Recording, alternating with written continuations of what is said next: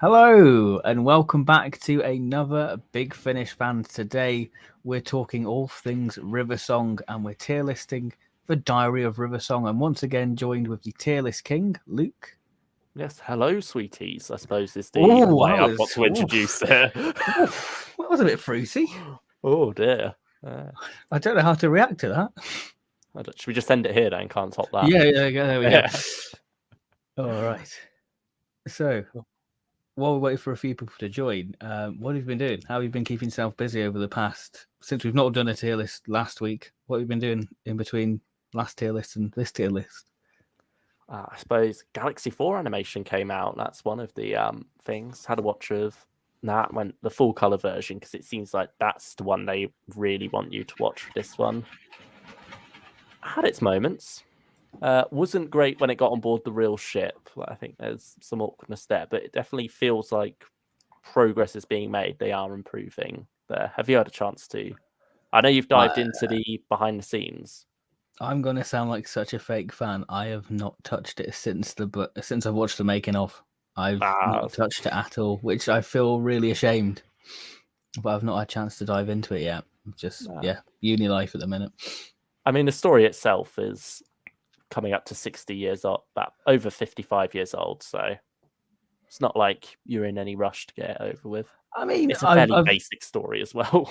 I mean, I've listened to the soundtrack and saw the recon on like the Aztec special edition back in like 2013. So I know the story. It's just seeing it in motion, I guess, is more I'm intrigued by. Yeah, that's true. I think it's good enough, I'd say, for that one. I mean, I feel like it's slightly flawed because of Evil. With how that was praised as one of the best animations. It does feel weird that it's come out this, like, given how far apart we would be getting them, and now suddenly we've had Web, Evil, and Galaxy 4 in the space of 4 months. And then you've got Abominable, like, probably maybe March time, maybe. Yeah, I don't know, because it's the same team that did Galaxy 4, so you think maybe that one will take them a bit longer since they'll be going from that to that. I don't know. Unless we have another Sun and Moon one next, which I've heard that I think it's Wheel in Space that's meant to be on the cards. Yeah, which makes sense. Which makes sense. So that'd be interesting. Yeah, I suppose as well with Web being animated, that was announced the same day last year, November 23rd, but that didn't come out until August. So I'm just basing off that. I'm sort of expecting maybe more June-ish time. See, for me, I'd want it early in the year because I feel like that's the perfect time for that story. I don't feel like Abominable Snowman is like a summer release. I mean, that might just be me. I mean, yeah, like the cold, of the Alps sort of makes it. Well, the Himalayas, sorry, yeah, Tibet sort of makes it suit that a bit more. What else have I been doing? Eccleston started the new Lost Warriors box set. 2 stories down to that, so just got the Cybermen left now. It's going okay so far. I really did quite like Curse of Lady Macbeth. I think that's one that's a lot of fun. And I feel like there's some confusing stuff plot-wise, but I was just having a good time with it. Nevertheless, I think all the actors did a really good job with these characters, and I just wanted to stick with these characters a bit longer after it was over, spend more time with them. I think that's a sign of a good story, isn't it, really? Yeah. You don't want it to end. I think Macbeth himself doesn't come into it until about halfway through, but he's a really strong character, a really strong performance. And so I like that. I almost feel like it did need a bit longer. And it's the longest Ninth Doctor story so far. It's nearly an hour long. Like usually they come in around the 50-minute mark. But it feels like it could maybe have done with even longer for this one. But maybe would it be a 2-part to be pushing it, do you think? Or maybe like 2 45-minute ones? Because we had Spear of Freedom came in quite low on the runtime. So that was maybe, like 43, wasn't it? yeah, 41, very short. so maybe something more like an hour and a half length. Well, I mean, could even push to just an hour 15. I think would be enough, similar to what Triumph of Davros was. Yeah. Be able to, I say that's less it feeling rushed as a story, more just me wanting to spend more time with it, I guess. I get that. Yeah. I mean, I've started the box set as well. I'm not as far ahead as you. I've listened to, I say, a good portion of hunting season, and it's all right. It's all right, really. I feel like the Ninth Doctor stuff, I'm not clicking as much as I want to. I'm starting to feel like maybe it's one of those ones of be careful what you wish for situations. Like, I'm glad that we've got Christopher Eccleston. You know, he was the Doctor what got me into the show, but it just doesn't seem like my Eccleston, if that makes sense. Really? Like, I know James has said it to us, but you need Nine and Rose. And I'm worried that we're going to get to a point, much like the Third Doctor Adventures, where you start noticing the cracks of where's the Brigadier, where's Unit, you know. I don't want to be that point with Eccleston going, well, we've had these adventures. When's Rose going to appear? For me, it feels like there's a bigger gap before Rose to put these stories into and explore this character, where it's like during Rose, series 1 is very tight, so there's not as much room to squeeze stuff in there, not as much room to do things that are new with Rose, at least at that point. I think you got a bit more freedom with the 10th Doctor there. But yeah, obviously, if Rose does come along, I will be overjoyed as well, and will eat that box set up too. But I'm not. It's not necessarily Rose that I think is missing from these stories. I don't think the Ninth Doctor necessarily needs her in the same way as with the Third Doctor Adventures needing the Brigadier. You felt that absence a lot more because the stories were very much where they were placed in the timeline. Had to find a way to write out the Brigadier or get around it. And that's what felt a bit more awkward there when it came to the Brigadier. I think the Ninth Doctor stuff needs to find its identity, and I think that this first batch is very much trying to see what works, what sticks, and I think I'm probably more interested in the second series because they've had time to draft these up now and go from it, really. Yeah. I think they've also had time to grab Eccleston and make him want to do more Big Finish.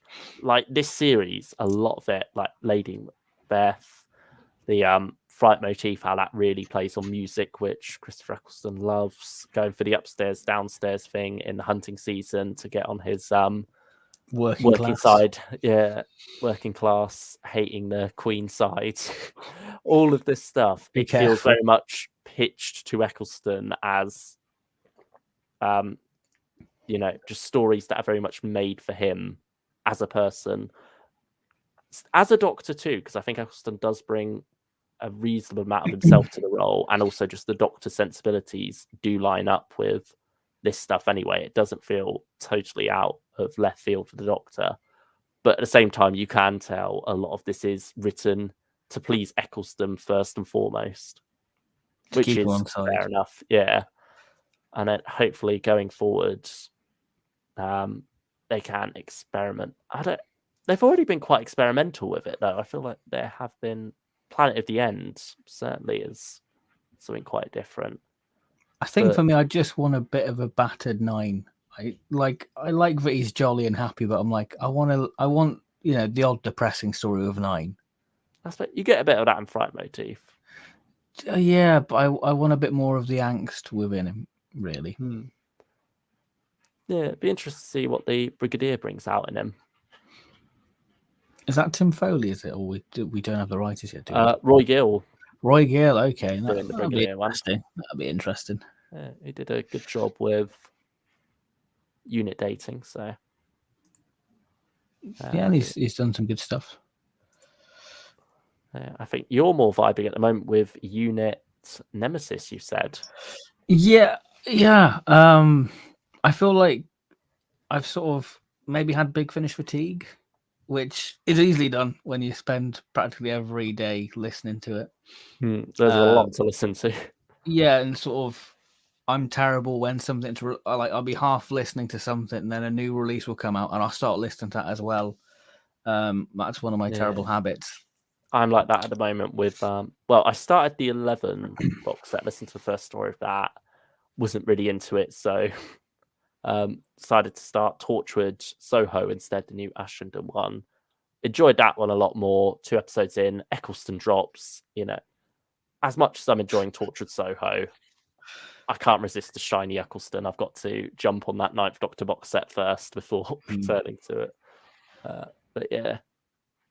But yeah, for me, Unit Nemesis, it's just been the one where I'm like, you know what, I'm really liking. And like we said before we started, streaming, it's really aptly timed because we've got Kate Stewart returning. Spoilers, it's not really a spoiler, but hey, it's out there.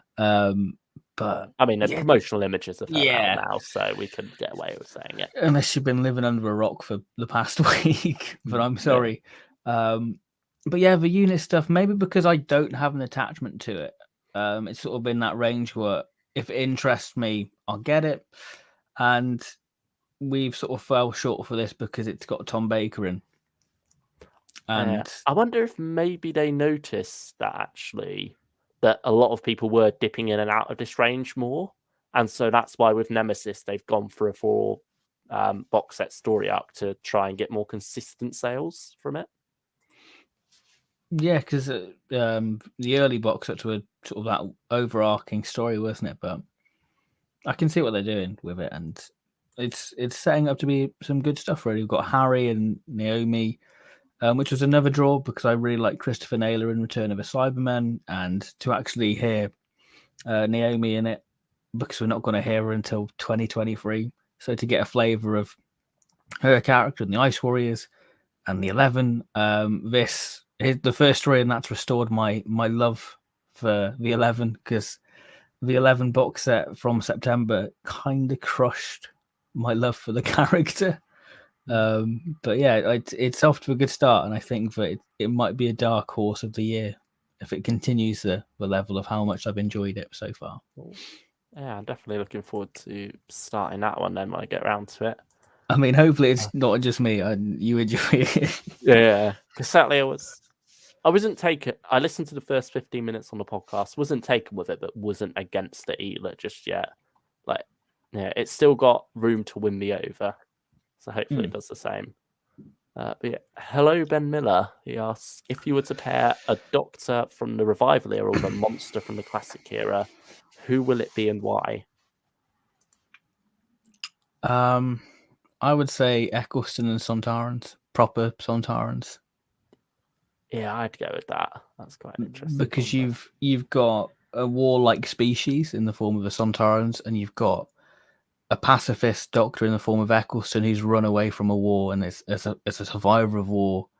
So I think that has a lot of drama within it. That would be my pick. I'd say also maybe Capaldi and Axons. Or the Daemons. Yeah, he's talked about both of those. That'd be exciting. That'd be very cool. Hello, Stylish One. Thank you for joining. Let's see. Stylish One. Oh, sorry. Go on. No. Go on. You go ahead. Go ahead. Yeah, Stylish One's just saying, honestly, I'm a little bit disappointed the Abominable Snowmen is using the Flat Fury from the Deep style of animation. I thought it looked really good from the little trailer, actually. I thought it definitely seems like a step up. I'm hoping that it's not just the trailer. Like when Troughton knelt down at the footprint, I was like, that's really smooth for it, really. To be honest, looking back at Fury, the style itself, I wouldn't say is the problem. The only thing that's really a bit awkward is the longer arms, but I feel like the set design as well. Yeah, the set design let that. But in terms of just the style itself, the look, I think that's not the problem. I think it's more the direction, how they use the space, how they use the camera. It's very flat. It's always head on, characters in a line and such. It's never anything dynamic. But I feel like with that, where it's this claustrophobic 60s base under siege story, the setting there, how wide open it is, hurts that. But with this, I think it might benefit from that a bit more because it is these wide open locations that you see a lot more. I think this animation can help that. I do like the look of it. I think this Troughton likeness is better than the likeness we get in the evil and faceless ones, to be honest. Like macro style, I think. Oh, and Web of Fear. Oh yeah, that too. That curse thing. I think, yeah, the likenesses here are quite spot on, really, for me. It's just the direction that really let Fury down. So I'm hoping that this has improved on that. And maybe having the surviving episode thrown in there makes it a bit more faithful. They know what to do a bit more of it. Who knows? But yeah. So far. Little side note, going back to Galaxy 4, did you watch the surviving episode and like compare how they did it in animation and surviving episode? I've not yet. I think I did certainly notice that it doesn't line up from what I remember, but it has been a couple of years since I did watch that surviving episode. So yeah, I think I'll go back to Galaxy 4 at some point. I'll do black and white and mix in the surviving episode with that. But yeah, that'd be a pretty interesting experiment. Will you be attending Big Finish Day 2022? Who knows? Hopefully, fingers crossed. You're going to try and get a ticket then? Maybe it'd be nice to, because I do enjoy the Big Finish days. They're good fun. Yeah, and you can get Big Finish dirt cheap, so it's all good. Yeah, I think they're waiting to see who returns their tickets first, aren't they? And then however many they get from that, they'll stick them on sale at the start of the year. Back to animations, Ben Miller asks, which missing Doctor episode would you like to see animated? I mean, we're running out of ones to choose now. Yeah, we're sort of, which is nice, actually. It's nice that we're at that point. I suppose it's, at this point, it's not even which one would you like to see animated, it's which one would you like to see next, because it feels like we're going to get most at some point. Hopefully, if the funding continues from BBC America. Yeah. Which one are you feeling most? I feel like Marco Polo will benefit from it. Just from like the landscapes, the way the animations do it. But then Marco Polo is like the most likely, and likely to return. So I'd maybe say Massacre, maybe because I feel like that's just all the savages. I feel like I want a Hartnell, basically. I feel like I'm more leaning to Wheel in Space, funnily enough, is the one I'm most excited for. I'm just in the mood for another 60 Cyberman story.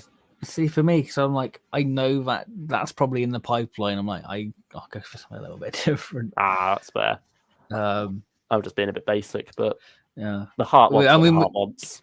None of us said Dalek Master Plan, which is the obvious one, which I think we all want, but I think we're a long way off that one.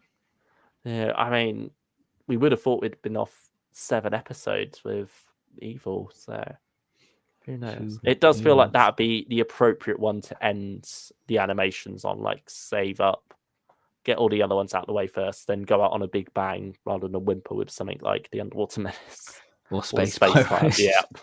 Oh goodness me! Oh, terrible.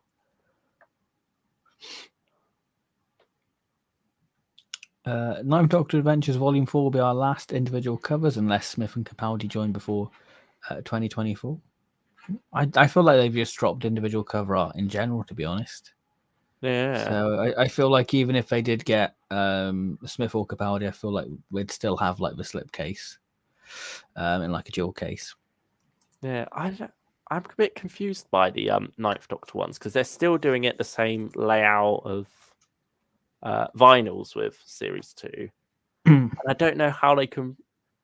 I mean, they could do that without individual covers, but it would look very odd. Like when it's a double like dual disc, that makes sense with how it works. But with this, you need like the individual sleeves for all the different stories. So that's what's making me lean towards the vinyls, because I'm like, well, obviously there might be more of a chance of cover art on those. Yeah, and I imagine if they do it for the vinyls, they'll also put individual disc art at least. But it does look like it is the dual case, unless that's just what they automatically put now for each set anyway, and didn't actually think that it would be any different. I mean, surely these Eccleston CDs have sold incredibly well. Yeah. So surely it's viable to keep continuing. Especially if it's viable to do the vinyls themselves, because they're carrying those on. I mean, who knows? It might be one of the odd surprising things that vinyl might be cheaper than CD. It could be one of those weird things you least expect. Yeah, at least in that layout, maybe. But yeah, I suppose I have to wait and see what comes of that in May when that starts. Oh, that's a scary thought.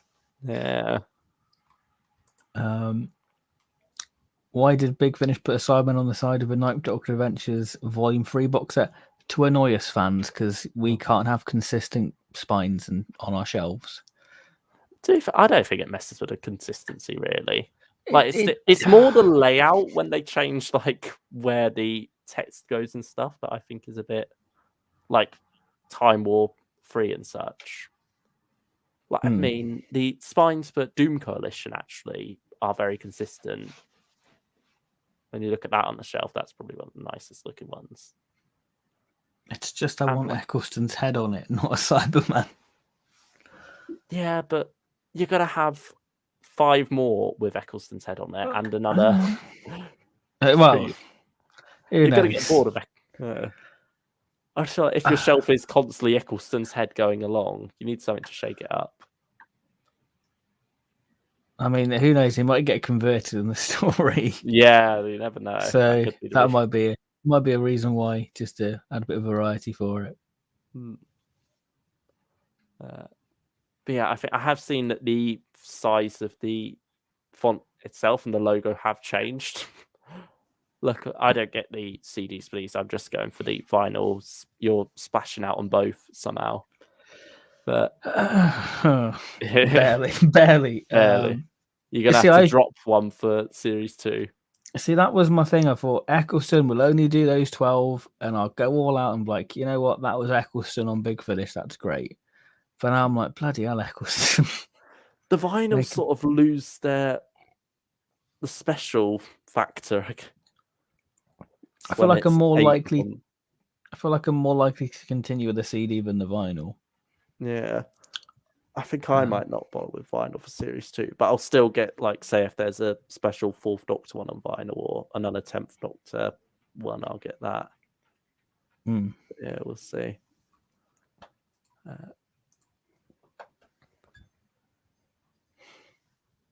Weird to think that Diary of a Song Series 7 was the last set of individual covers for a spin-off, says the stylish one. Yeah, that's one of those ones where they announced it a bit further in advance, so they sort of had to follow through on the or put it up for pre-order. But yeah, hopefully we'll talk about that very soon. Yeah, I'll see. Favorite 8th Doctor Time War box set cover? Time War 4 for me. Yeah, I'd agree with that one. Hoping Matt Smith does Big Finish, aren't we all? Yeah, me too, Ben Miller. Favorite Survivor box set cover? I don't know about the Survivors, so I can't comment. And countermeasures as well, actually. Can't comment on that. Yeah, I haven't got any of the original series. I've only got one of the new ones, actually. I got the special. I skipped Series 2, and then I got the 3 individual releases after that.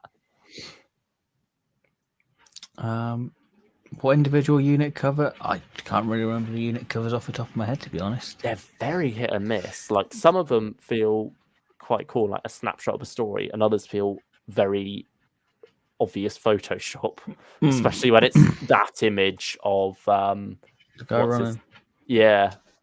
Brown. Yeah, that image is just cursed at this point.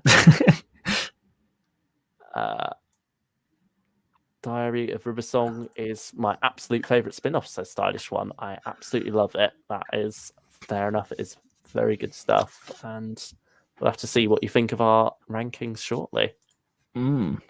Speaking of that, Ryan Hindley, never been a River fan. Is the spin-off worth a listen? I'm sure we'll answer that later on, but I think that for the most part, yes. Yeah, I'd say maybe if you're a 10th Doctor fan, it's worth going into 10th Doctor and River Song first. That box set, so you sort of dip your toes in, but not fully. And then maybe if you're on board with her there and what she's doing on Big Finish, take a dip into one of the other series. Like you can listen to any one without having listened to the ones before it. They do all stand alone quite well. Second Doctor and Slitheen, surely. I think there's a book. I think it's for 12 Doctors of Christmas. You've got a Second Doctor Slitheen story in that. So, isn't there a 9th Doctor Cyberman one in that one as well? I think that's in the Halloween one. I think. Yeah. I think it's like a patchwork Cyberman. Oh, that's unusual. Which is quite an I think that's by. Is it Scott Hancock? I don't know. I know he wrote a story in that book. I don't know if it's the 9th Doctor. Yeah, it is Scott Hancock. He did that one. So that'd be an interesting one to read and compare it to this one. Would you like Big Finish to do a multi-Doctor story with the 9th and the 10th Doctor? I feel like we're going to get that in the 60th anniversary thing they're doing now. Like with Eccleston around for this much going into 2023, you think surely they'll be able to tempt him back for something like that. It's the most likely of 60th we get of Eccleston. Yeah. As for just those two together, after Out of Time and the yellow vinyl that they did earlier this year. Echoes of Extinction? Yeah, Echoes of Extinction. There we go. After that, I feel like it's almost becoming a gimmick at this point to have 10th Doctor meeting ex-previous Doctor. I feel like we need to give that a rest, at least for now, after Wink Out of Time 3. Yeah, still a bit of a wait for that. Stylish one, wasn't Diary Volume 1 our first 8th Doctor Time War related story? It was, I'm pretty sure. Yeah, and then Sontaran Ordeal from Classic Doctor's New Monsters came along later that year. Or no, technically next year, because it came out in December, didn't it? Yeah, because they released it to tie in with Husbands of River Song, wasn't it? Yeah, that's it. I've listened to Ten and River. Said it was decent, nothing amazing. We'll probably get Diary of a Song eventually. Well, hopefully we can help you decide which one to get tonight. Yeah. Should we dive in now then? That's a good little segue. Yeah. All right, I shall load it up, and you can prepare your little intro. Yeah, so we have 6 tiers this time. We are going for just the Diary River Song itself. We're not going into any of her other appearances in different ranges. Otherwise, we would be here all day. Also, we have covered the 10th Doctor River Song box set in the 10th Doctor tier list we did quite a while back now, wasn't it? That was one of our first July-ish, wasn't it? Yeah. So we've got individual stories, because even in the earlier series, when it was one long story arc, each story very much had its own identity still. And I think that's one of the things I do love about those earlier box sets still.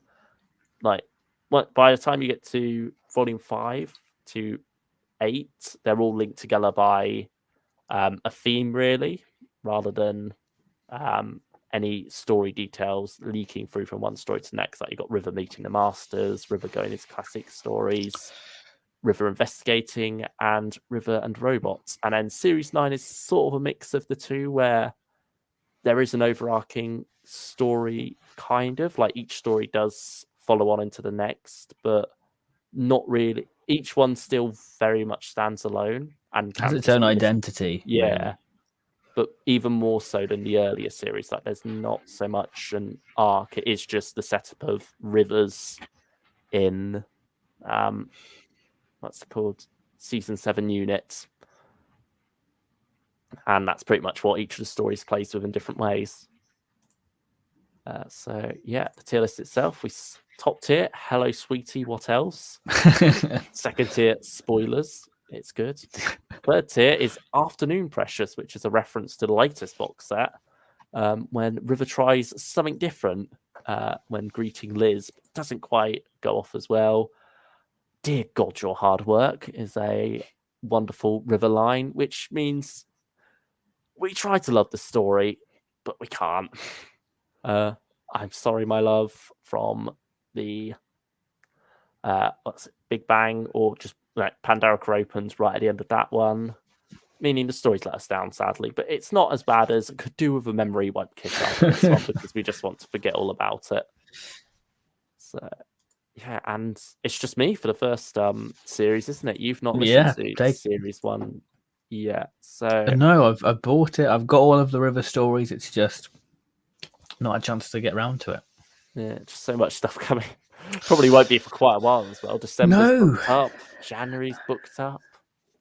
The whole year's booked up. Yeah, so much to listen to. The back catalogue just gets bigger and bigger. It just depends what you're in the mood for, really. Yeah, that's another factor, really.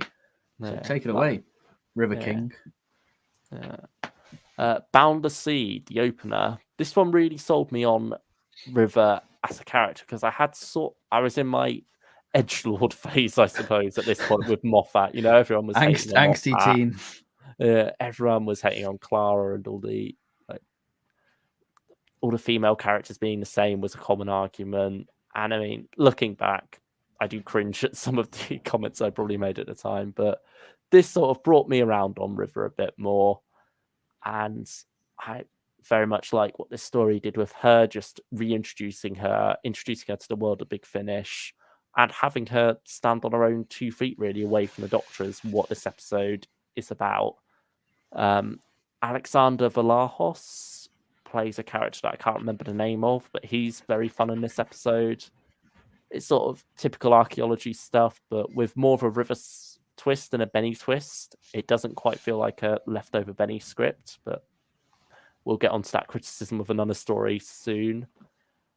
So yeah, overall, it's nothing amazing. I'd give it an Afternoon Precious, really. It's a solid enough start, but I can't argue. I can't say anything. You really cannot. I'm literally just good. I put it there. Yeah, I went to a Marvelous Party. Did you? Listened. Yes, I did. Oh, I'm glad I listened to this one New Year's Eve. Funnily enough, perfect time. Yeah, exactly. It really did suit the timing with this one, and maybe that helped me enjoy it a bit more. I'm pretty sure I did give it a re-listen since then and enjoyed it again then. I'd give this one a spoilers. It's good. Ooh, I say. And it's got Astrid on the cover, isn't it? Well, not Astrid, but her costume. Yeah, yeah. Astrid's costume put up in the Doctor Who exhibition, isn't it? That's the model they use there. And it looks like one of the Earthshock androids as well. Yeah, it looks a bit like a balloon to me. I don't know what. Who knows? Signs. This one is a very interesting story, very Stephen Moffat in style, playing about with things a bit. And I'd say it's a Hello Sweetie, really. It was it's a the highlight of the set, yeah. Ooh. And some quite emotional stuff towards the end as well. I think that's one thing. I do remember it having a bit of a quick ending, but other than that, it certainly is intriguing, so a bit different. Finally, Paul McGann gets involved for the Rulers of the Universe.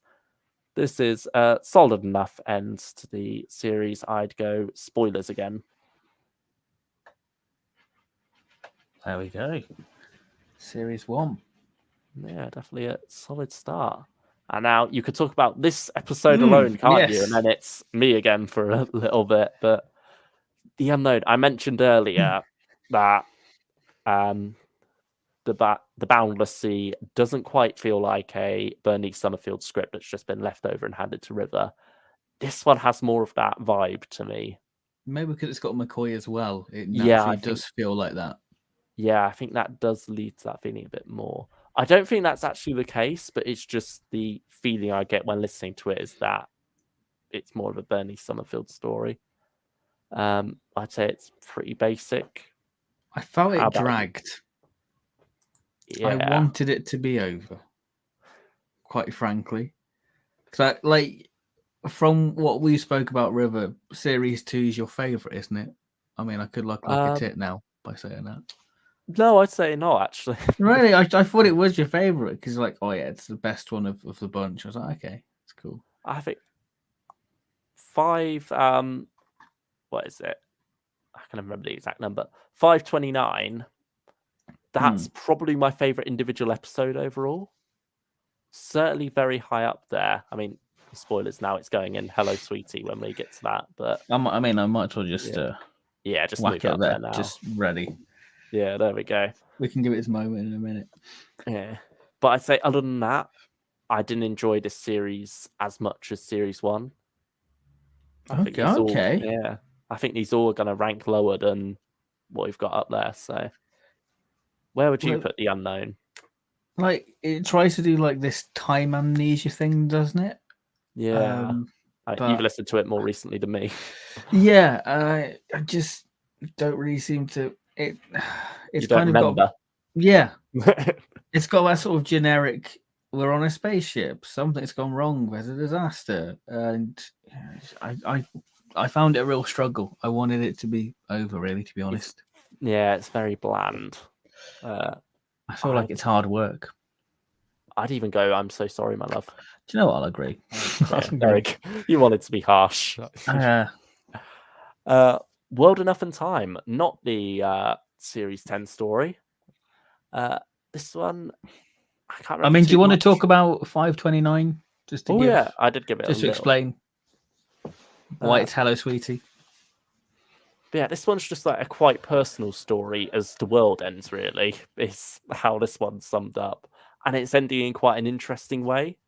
I don't want to get too much into that, but it is just very bleak and quite an interesting portrayal of that, really. And I think River suits the story perfectly as she's teamed up with android Rachel, who does come along later as well. And she's sort of like the daughter of this family who couldn't have children, so they bought a robot daughter instead.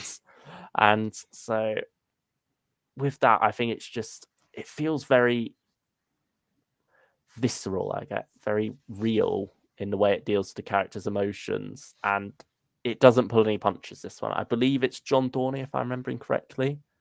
Sounds brilliant right. stuff. And I do love how the 529 of the title plays into the story itself. I think that's quite clever, and how they try to avoid that, and just the huge scale and unknown quantity of the threat posed in this story. I suppose it's not a generic alien invasion. It is quite a creepy, somber tale. So yeah, I've used many different adjectives to describe 529.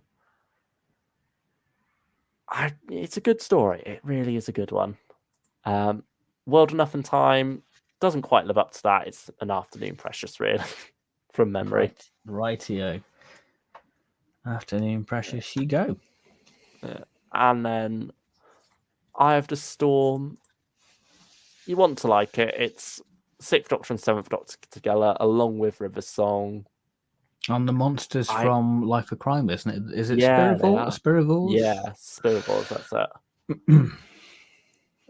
And it's one that I really struggled with the first listen. Like, I just drifted off so much of it, could not keep my focus, could not follow what was going on.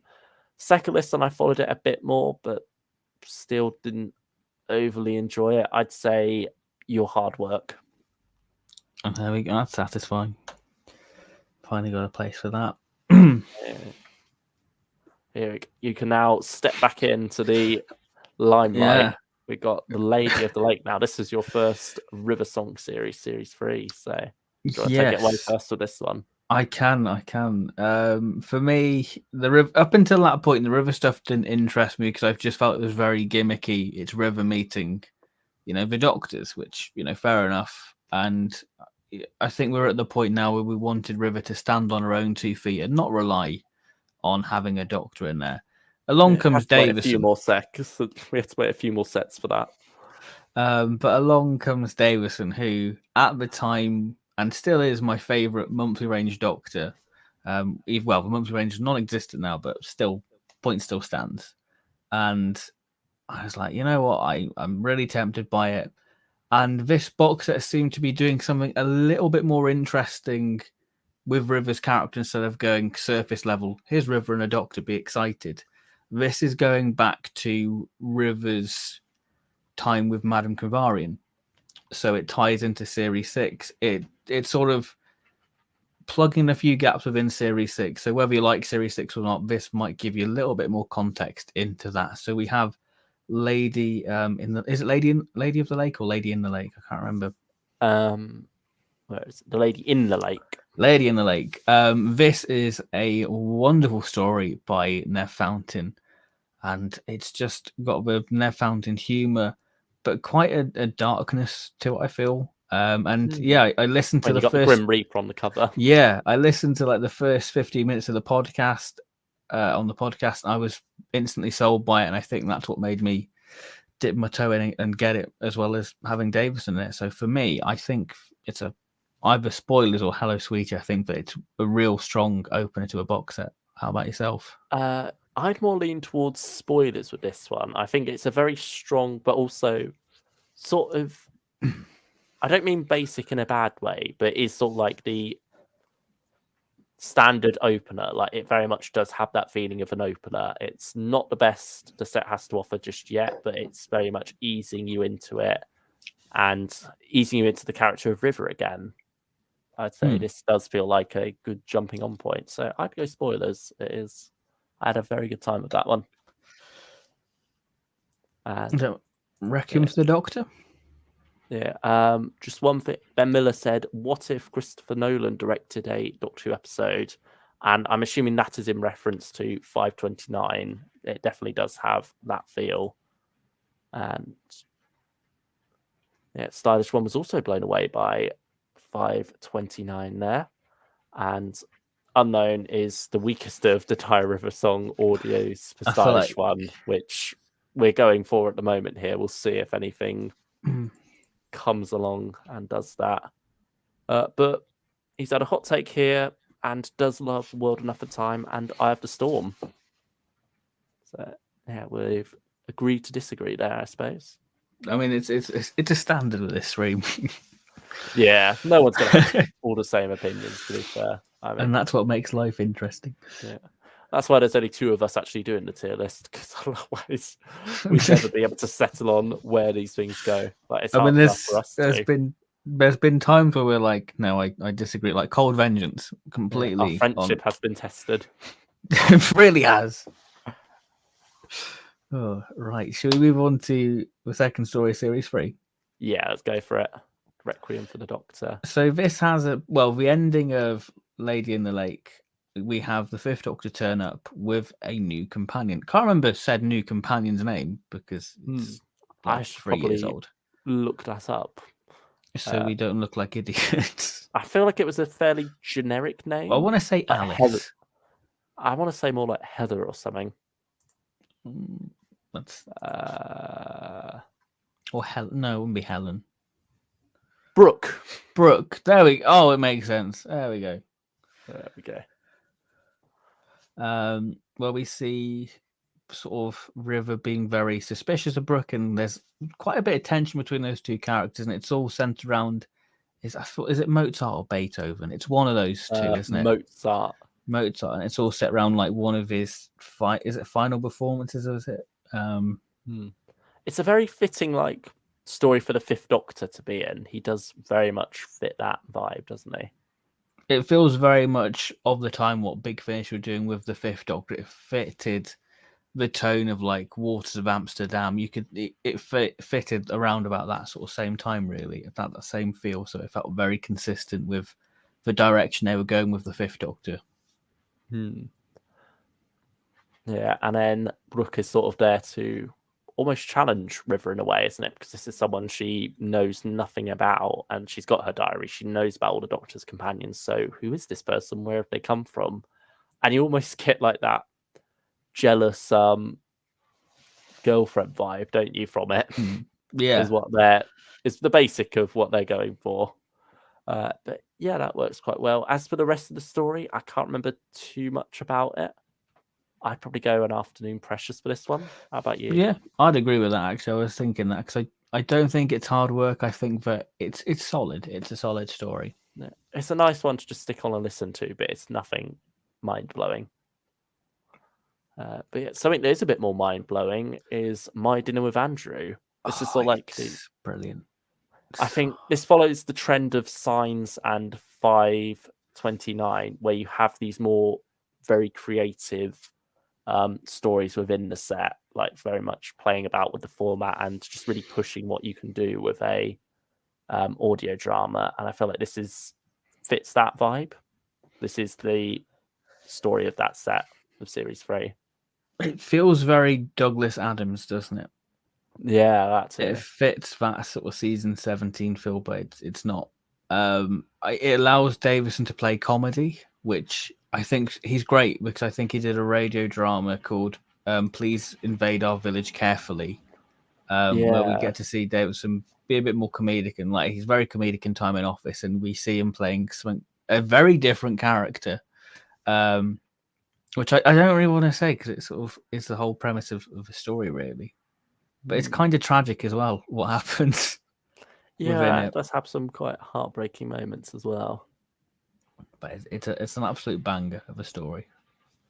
I'd probably say another Hello, Sweetie. That was going straight up there. For we would disagree. I was like, no, it's going there straight away. Yeah. The Furies. Are we going to agree on this one? Weakest of the box set. Definitely. It is. I really struggled with this one. Like I think I tried re-listening to it. I just couldn't get on with it really. I'd say it's average, personally. Like, I'd say I'd go for hard work. Yeah, I'd agree with that. Oh, there we go. Like, it's got Mel's in it, which is nice to have her back. But it's more about a different character, though, isn't it? Yeah. Yeah. But it's more exploring sort of the early days of Kravarian's plan with how River was tied into it, and using like a nursery rhyme or like fairy tale story they would tell, which fits Moffat's era, doesn't it? The fairy tale feel, and using that fairy tale against Kravarian. It even fits Series 6 itself as well. Like you say, this ties into that. And you do have that fairy tale about TikTok goes the clock till River kills the Doctor. But, it certainly feeds into that Series 6 tone, really. But yeah, it just didn't do much for me. Weakest of the set, definitely. So now, you have listened to the 4th Doctor set, haven't you? Series 4. I've listened. I mean, I can't remember much about it, I'll be honest. Yeah, it's been a while for me too, but I will say Time in the Bottle, I remember as being very basic river opener. Can I be honest? I feel like if you want a flavour of river songs, Big Finish, Time in a Bottle's that. Really? I feel not in terms of like the best river, but I feel like if you want to get a sense of like a flavour of the series, then that's that, because I feel like it's very sort of basic river. Yeah, I saw that more as taking away from the rest of the series, saying this is the standard rather than. No, I wouldn't say it's like the standard, but I feel like if you could boil down like the components of a river story, like sound design, like the sound design feels very river song, boil it like down and stick it in a bottle. Yeah, pretty much. I feel like it was just a typical river story in the nicest possible way. It's basic. It's a run around, and there's like an old student, is it, or old teacher? I can't remember. Yeah, I think it's old like classmate, isn't it? Like they're rivals. I'd say your hard work, to be honest. Yeah, I mean, it didn't put me in a good stead with the box set, to be honest. No, I'd say it's probably the weakest of the box set for me, though. I think Kings of Infinite Space very much riffs off The Chase. It sort of has River Song up against her own Daleks in a way. Like when they were going into this box set, they're very much treating these as, this is going to be her archenemy in that sense. Obviously, it doesn't quite turn out that way going forward. We never see them again. I think I can't even remember what they're called now, to be honest. Which I remember them great. fitting the Hinchcliffe era very well. Like they feel very Hinchcliffey. Oh, the with devil. Yeah. Just their like concept as well. I remember going, "Oh right, that fits Tom very well." The Discordia. There we go. I'd say this one's just a lot more fun, but not quite. I'd probably go an Afternoon Precious, maybe another. Yeah, I'd say Afternoon Precious. I'd agree with that. Who done it again? Keeping with the theme of Signs, 529, and My Dinner with Andrew. This is the more experimental one of the set. This is the much more curious one, the highlight in some ways. It's not quite on their level, though. I would only say it's a spoilers, but I do love the murder mystery avenue that they go down with this one. And then we get to return to that in Series 7 as well. With the whole sort of Detective River. Yeah, but for that story, I think it works and has a nice cliffhanger with the Doctor showing up, leading into a different kind of Doctor and River team up here. We've had like just the generic memory wipes, but here's something a bit different going on because time's being played about with so much. And so that allows these two to have a more equal footing for this story. See, I've only listened to like the clip of YouTube of them meeting. I have not listened to the story. Ah, really? I couldn't get through this box set, I'm afraid. Well, mild spoilers for this. It is because the villains do manipulate time a lot. We basically end up in a alternative timeline where the Doctor now knows River, and so we don't have to deal with the usual stuff we deal with when she's meeting the past Doctors. We just get these two together fighting the bad guys, really, and I think that's a nice change of pace and a nice way to work a classic Doctor in with River, and leads to some heartbreaking stuff towards the end. But some of Tom's best work actually from that clip I listened to. But you really get sort of that sad clown from it, really. More of a serious Tom, I think.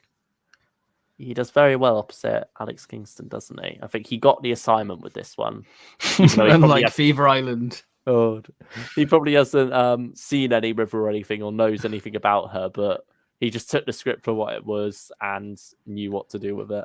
She's my wife. Yes, okay. You're a very beautiful woman, probably. I'd say probably an Afternoon Precious, though. Like the rest of the story, I can't really remember much of.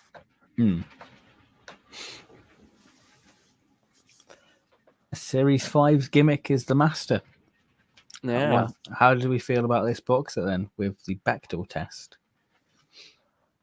I'd say it's, again, fairly basic start. Like, it's nothing groundbreaking, but nothing bad either. Like, it's just inoffensive fun with River and Missy. I think those two are definitely the highlight, just hearing them interact, hearing the dialogue they have and such. But the plot itself doesn't do much for me. I'd say it's an Afternoon Precious. How about you?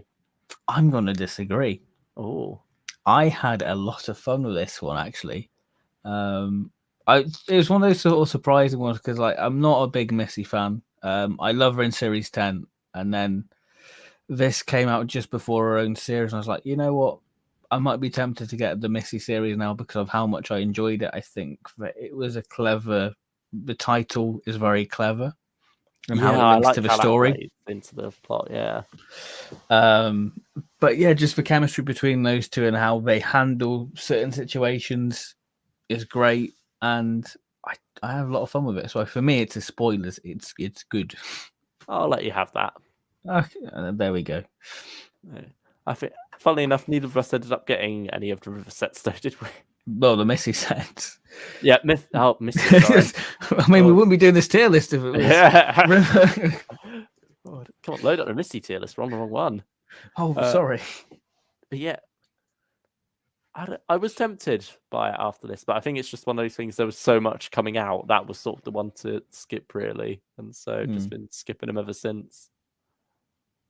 But yeah, Animal Instinct. Now we get the Crispy Master, who hasn't been. He's been a bit more few and far between since Fourth Doctor Adventures dropped him. I really like this one actually because it's set on like you get River doing like the classic archaeology. Isn't it like an exam for a student or something like that? Or yeah, Luke, who then comes back in Carnival of Angels. This is my favorite of Series 5. Yeah, I'd say it's my second favorite of the series. I had a lot of fun. The way Crispy's revealed is great within the story of him sort of hiding in like the sarcophagus, going, "Aha, I've got you, Doctor," and it's not the Doctor. Yeah, that's brilliant stuff. It is good. I'd say it's none of spoilers for this one. Just a good, fun story, really. I'd agree with that. Is this your favourite of the set then? Maybe. Oh, no, what were you going for? Were you saying Bechdel test was your favourite? I feel like Bechdel. I had more fun with Bechdel test, to be honest. I think it has slightly edge over it personally. I mean, if I re-listened to it, it might have changed, but from memory, I feel like Bechdel test is the one what I really liked. I mean, I like them both, to be honest. Yeah, when you said it was your second favourite, I was sort of thinking you were referring to one yet to come, and I knew it wouldn't be Concealed Weapon. I didn't think that it would be Bechdel test before that, so we sort of seem to be going down in quality for you with each story. Is that the case? I guess I didn't really like Lifeboat that much because obviously the gimmick for this box set's Eric Roberts because this was his first big finish. And it's weird, isn't it, that his first was with River? I mean, it must have done good for the sales for the River box set. But yeah, I didn't really click with this one, to be honest. Personally, it's holding off on that twist of this is the Master for quite a long time, but you know it's the Master, so it doesn't work. And I feel like Eric Roberts sort of feels quite wooden within it. I suppose it was probably his first audio drama in general, to be fair to him. Yeah, because it just felt like he was reading off the page, which is never a good thing if you're doing radio.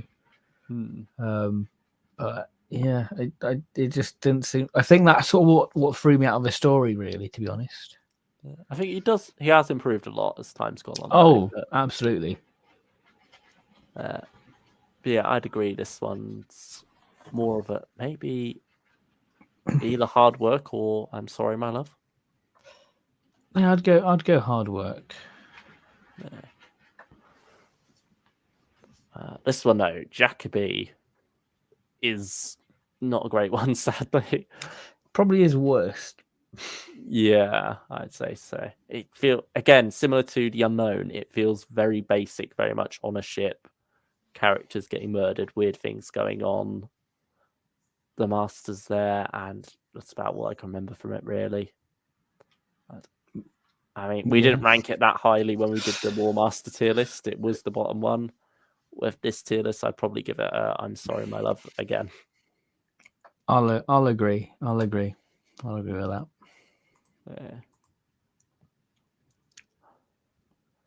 Stylish one says, Tom Baker saying hello, sweetie is just amazing. Very true. I hope you liked my rendition of it at the start of the stream. You don't want the Missy spin-off, Ben, says Stylish one. It's very tied to Rufus Hound as the monk. Yeah, I can happily pass on that series then. But yeah, so now we're into Series 6, the series where River crashes into different Classic Who stories. You get like some prequels and some are set during them. And I think this was an interesting one, the way it was announced, because we got like drip fed the details, didn't we? We had like one story at a time. So we were sort of guessing, which first Doctor one might they do, which second Doctor one might they do as we went. Yeah. An Unearthly Woman, this is a very weird one. It's always a bit dangerous touching on an unearthly child, isn't it? Yeah, because it's very sacred. It's the first episode of Doctor Who, so you kind of don't want to touch it, to be honest. You just want to leave it its own thing. But I enjoyed it. I like how they tried to tie it into Ravenous. I don't think it worked quite as well. That was a nice little surprise. But yeah, it feels like it's very much riffing off an unearthly child with like the structure of the story with Ian and Barbara investigating another student, which it That kind does of takes away from the original, doesn't it? yeah, definitely does that. But yeah, it was a good way of exploring the adventure in space and time crew because the David Bradley stuff was in its infancy, really, wasn't it? Yeah, it When was this their came out. first like spin-off out from that. I think is it their only step away from that actually so far? Yeah, I think so far. Yeah. Although we did get Bradley in Susan's War Yes. briefly, but that was just a little cameo. But yeah, I don't know. It's a very conflicting one because I feel like the story itself is all right, nothing amazing, but So it's for just me, how it touches an unearthly child that I do feel a bit uncomfortable about. if I was to rate it, I'd give it a 7. No, I could think that it's good. It's a good, solid listen. I'd say maybe an Afternoon Precious. Yeah, that's what I was thinking of going for. Yeah, because you know the Warriors of the Deep where you have that infamous Merca and whatever, I can't remember the character's name, but you know she does like that karate kick on it. Yeah. That's how I imagine River fighting the monster in this story. I cannot like it's this weird like tentacly monster, isn't it? Yeah. And River's In the supposed to fog, be isn't it? and River's supposed to be like beating it up in the street. And for whatever, I just can't get that visual out of my head. I just cannot take that fight seriously. The sound effects, it's all just very weird. You got Ian and Barbara in the pub, just I don't know. I mean, you're really selling it. Yeah. Like the rest of it's fine. It's got some dark moments, but whatever that monster was, I don't know. I liked how it utilizes the fog because that's like one of the first things you see in an earthly child. Yeah, it's like it sort of makes you wonder what could be in it. So yeah, I like that. Web of Time. This is my favorite of the set, I'd say. I don't know what my favorite is of that set actually. Ooh, really? Ah. I feel like it's fairly equal for me, Series 6. Yeah, I think this one was sort of the most fun. It's the one that feels the least invasive to the story, I'd say. It's not a bad thing to be adding to these stories, but I think when they are these fan favorites, it is very much a minefield what you do and don't change. So I don't envy the writers in the assignment they're given here. And I certainly don't hold any grudges against them for the things they do add, because at the end of the day, it's fiction. It's Doctor Who. It's not real life. It's not to be taken too seriously. They have not spat on your nan's grave or anything with this. Bloody hell. Yeah, Web of Time, it's a fun time, really. It's very much going back to before Web of Fear, getting to explore Captain Knight a bit more. River Song herself seems to be a lot younger in this one. She's less morally certain. It very much does play with that a fair bit. And yeah, it's just great having these two characters together. Great having the Yeti back, and great just exploring more of this world. You sort of get looters this time around, putting in things from Invasion of the Dinosaurs. It's like the early stages of the evacuation.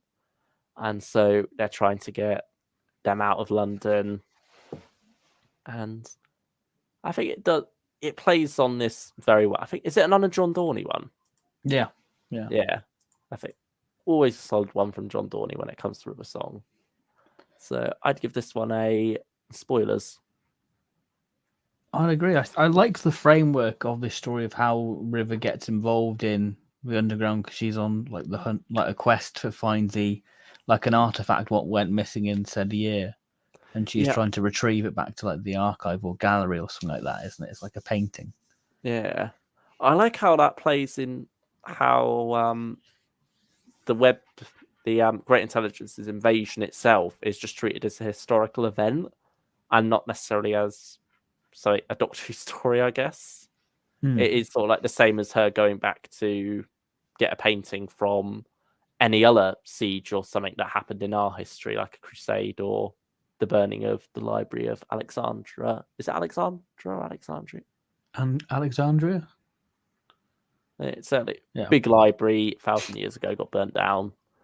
There's a companion chronicle on it. But yeah, it's sort of treated as more just like a historical event within Doctor Who continuity, isn't it? And so it works in that sense. Yeah. Because, I mean, it would make sense for that to be the case.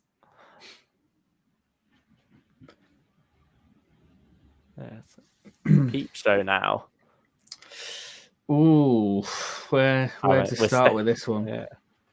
We're going a bit into your territory now for Doctor. How do you feel about that era getting touched? I feel like this one's kind of ripe to play around with, to be honest. Yeah, certainly is. I like the reasoning for it that he forgot to check the recycling bin, isn't it?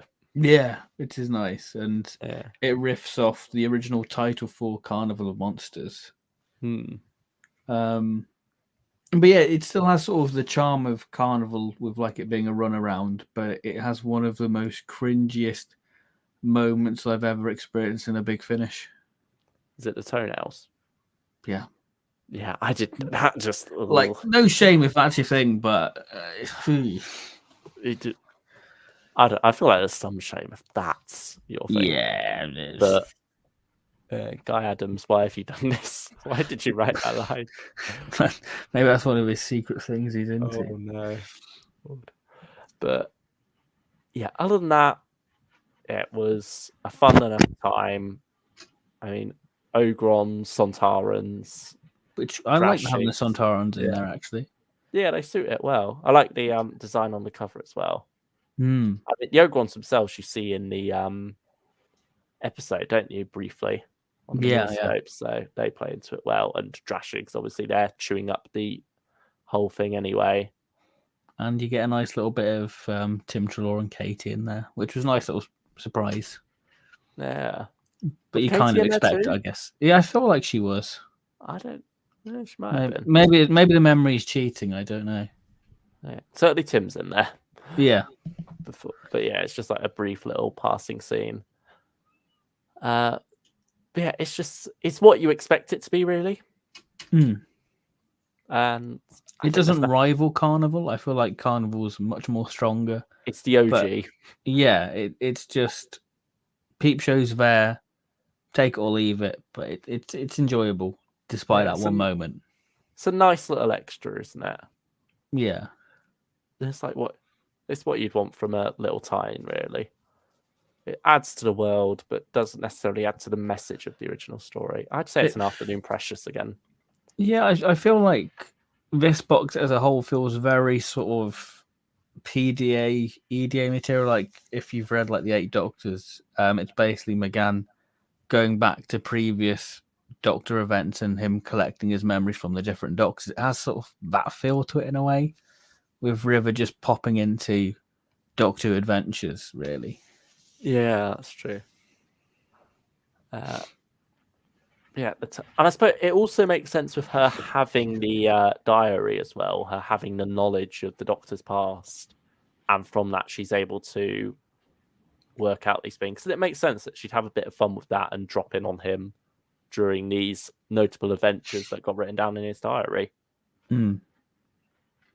These were the iconic ones. Yeah, that's it. The TV stories are the ones that were worthy of note and put in his diary. The Big Finish stuff, he didn't bother with that. Aramim, who? Who's that? Talents of Greel. This is Talons of Weng Chang episode 0, where we see Greel and Lee Seng Chang arrive at the theatre. Yeah, I think River very much suits this one, where with the Doctor and Leela, they're not really as personally invested in the idea of these girls going missing and such. But with River, she is a girl who went missing. And so I think that suits her character quite well for her to be take this a lot more personally against Greel. Yeah, you get the person reprising their role as Magnus Greel from The Butcher of Brisbane, which was nice to have him in there. You get Jago, which was always a pleasure because I think that this was the first release after Trevor Baxter had died. No, Jago and Lightfoot Forever came. Oh yeah. But this is his In first terms like, of release outside, without him. Yeah. Which there's some good moments. You've got the good old sing song within there, which is great. the most notable thing in the release. What I take away from it. It's a also great exploration of having... Chang, actually. Yeah, Chang's definitely a highlight of this one. His love life there. With it all sort of kickstarting in Paris. Yeah. For Jacob himself, you don't feel the absence of Lightfoot as much because it is before they meet anyway. So it sort of works in that sense. You get Casey back as well. And that's more like the double act there, isn't it? Those two before Casey gets killed, he has to get a new double act partner with Lightfoot. Yeah, this story, it's got the atmosphere. It's got a new creepy creature thing, like this monkey kind of. I can't quite remember, but yeah, it's one that maybe steps on the toes of the original a bit too much. I mean, you are the Talon's king, so you know. Yeah, but I'd probably say it's an afternoon precious again. Yeah, I'll agree with that. Yeah, I think we have turned out with quite a consistent one for this. Yeah, it actually has. Yeah. Stylish from the point of view of the Sever team, Leela is a woman who went missing. That's very true. I mean, good luck to them finding her. Great, so Annan. And unfortunately, Katie is not in Peep's show, only Tim. Okay.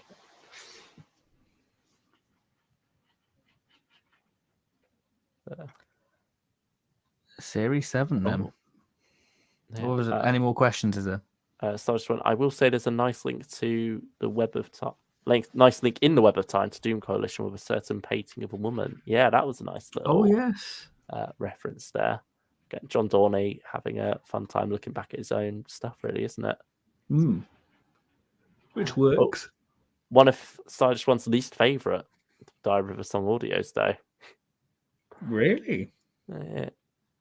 No, fair enough, Stylish One.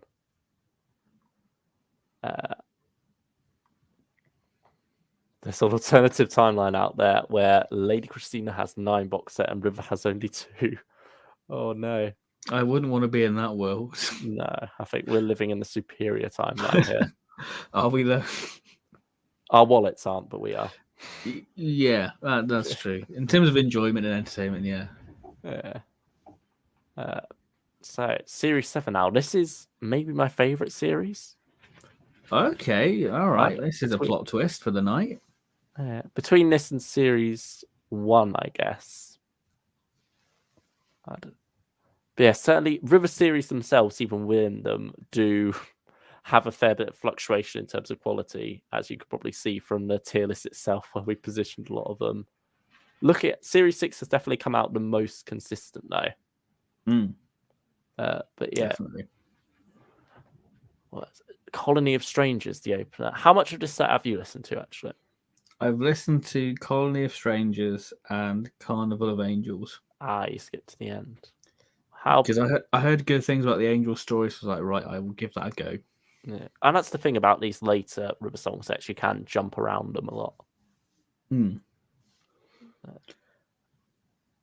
it's like the Master set, Series 6 and 7 and 8, you can jump around pretty much at any point, except for the first 2 from Series 8 are sort of a 2-parter.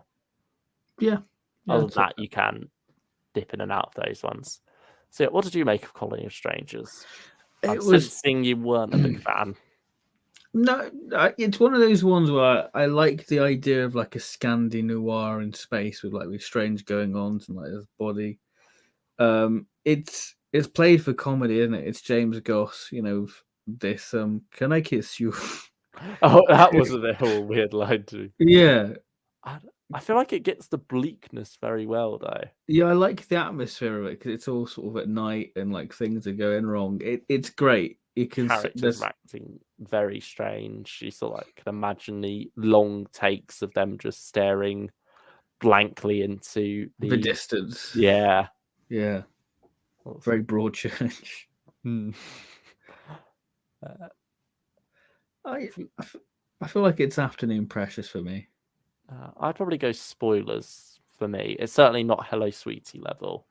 I do like the twist in this one. I think that's quite a clever twist. Like the cover as well. Like the cover. Yeah, that's a nice cover. Abbey of Heretics. This is probably my least favourite of the set. I just struggled to get into it. I like some of the ideas of it.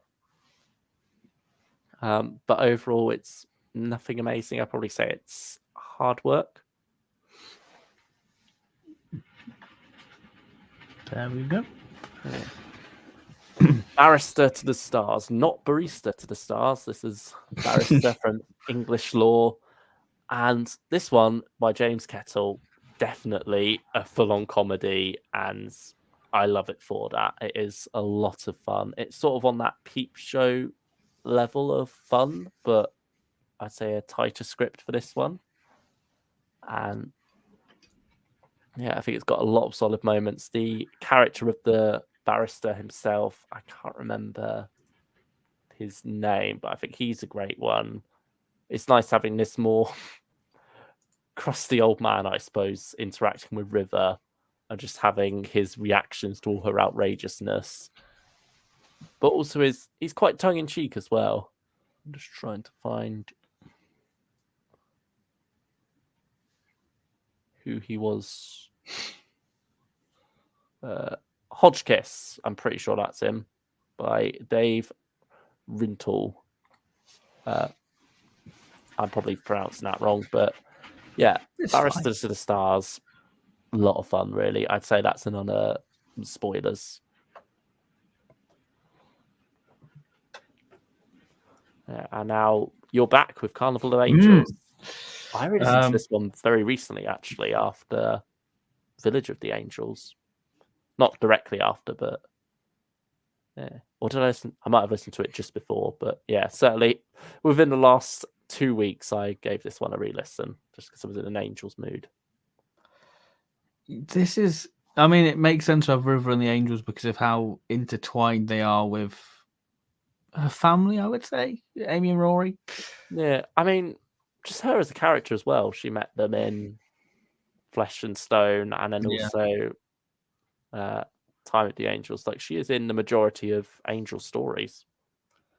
I think what they do with the Angels within this story is great, especially with the character they zapped back.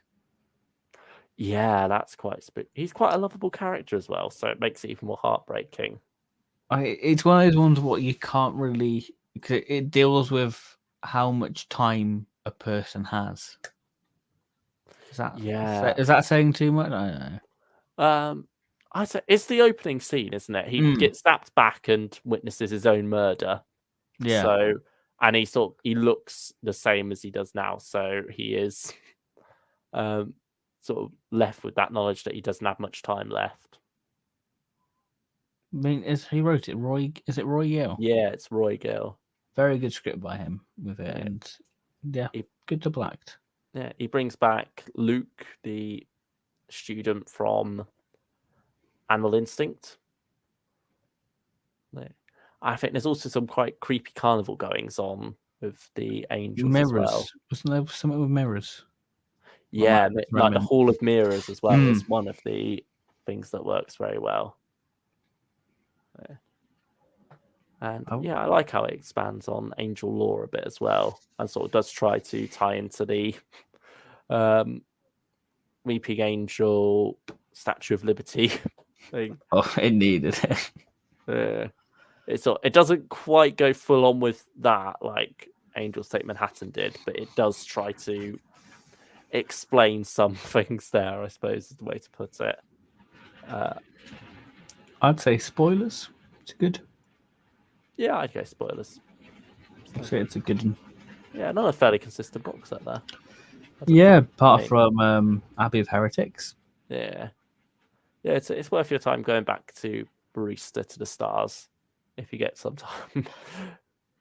Yeah, I definitely would like to go back to it. It's one of those ones where I see it on the shelf and I'm like, I should go back to it at some point. Yeah. But again, We're All the just new flooded with stuff. so much. Yeah, it's just too enticing, the new stuff. Yeah. What's this next one called? Slight Glimpses of Tomorrow. By James Goss. Yeah. This is quite... There's Well, not much of a story to it, is there? In a sense, you're just sort of more of a history of a society, isn't it? and it's quite interesting from that point of view. It's something very different. Again, one of the more experimental River Song stories, but I had a good time with it. I enjoyed it. Yeah, I think it's a good one. Like it's a good solid opener. It's not the weakest of the box set. Yeah, I think it's quite moving in places. It's just fun to have a different style of story. It's very. Oh, go on. You're not going to get much else like this, so it's unique from that point of view. Well, it's very much River being a parent in a way, isn't it? Taking that's it. Rachel under her arms. For like the first two stories, especially, and the second story that's explored even further, really. Yeah, like that second one's very much Rachel's story for a lot of it. It's sort of River Light. Yeah, but I'd say this might be my favourite of the set, actually. Okay. I did have a good time with this. I'd say it's spoilers. I mean, I'm not going to argue with it because I agree. If I can pick it up, that's a good start as well. Oh no, what have I done? Slight Glimpse of Tomorrow has gone in the bottom category. Oh no, sorry. I picked up the wrong one. Spoilers. There we go. You can get out for now. Yeah, well, talk about that now, won't we? Yeah. I think we both felt this was very basic. I think the problem with this story is I listened to Genetics of the Daleks, and this is set on like a big sort of colony arc ship, and something goes wrong, as you would expect. Something's happening with colonists, and it's very much Rachel trying to save the day. But there is one good thing about this story, and that is a little cameo, which not many people have talked about. Not going to spoil it because nobody's really talked about it, maybe because nobody picked up this box set. But I'm glad no one has, because it definitely did put a smile on my face when it caught me by surprise. And it was just a sheer joy to have said little surprise in it. But yeah, the rest of the story, I'd probably say it's a... Sorry, my love. Oh, you're going that low? Yeah, I'd agree. I didn't like it that much. No. Oh, that's... Oh no! Home. Sorry, K9. Oh. Love you. To the wrong one. It's been a long day. Yeah, I think everything is right now. Okay. It's not me glitching out.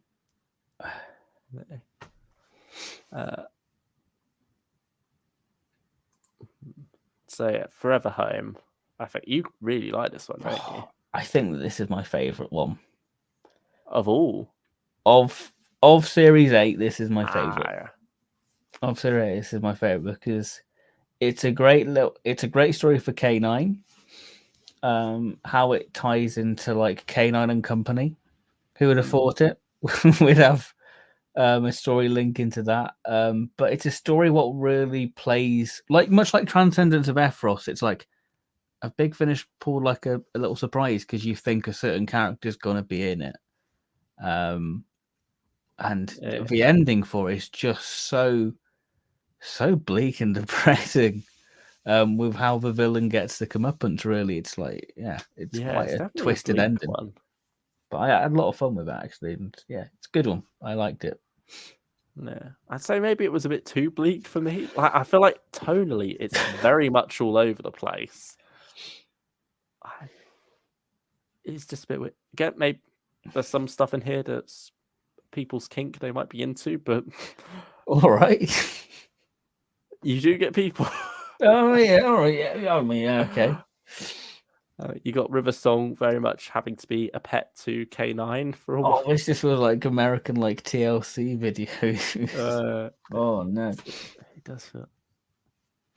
Yeah, I wasn't as big a fan of it as you, but I do think it was a fairly good story. Where would you want to put it? I'd say spoilers for me. It's good. I'll let you have spoilers. I'm leaning more towards Afternoon Precious myself, but I'll let you go spoilers. There we go. Yeah. Now, Dalek Universe crossover time. Queen of the Mechanoids, sort of like. I think it's set in between Dalek Protocol and Buying Time. I think it has to be. Yeah, I mean, it's either that or before Dalek Protocol. Mm. But yeah, I'd say probably set between the two. For Mark and Anya, at least.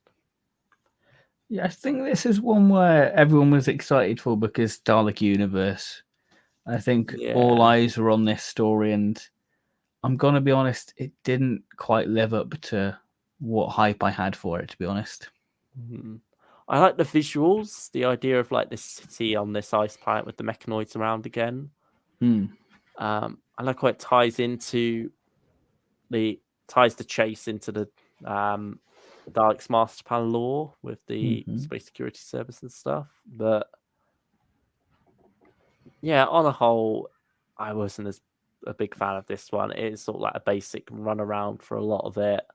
I like how it was told from Mark and Anya's point of view. I wonder if it might work a bit better going back to it now, having learned more about the characters from Dalek Universe. Yeah, because this was out in January. Dalek Universe was April. Yeah. Yeah, and also now having listened to all of Dalek Universe, it feels very inconsequential.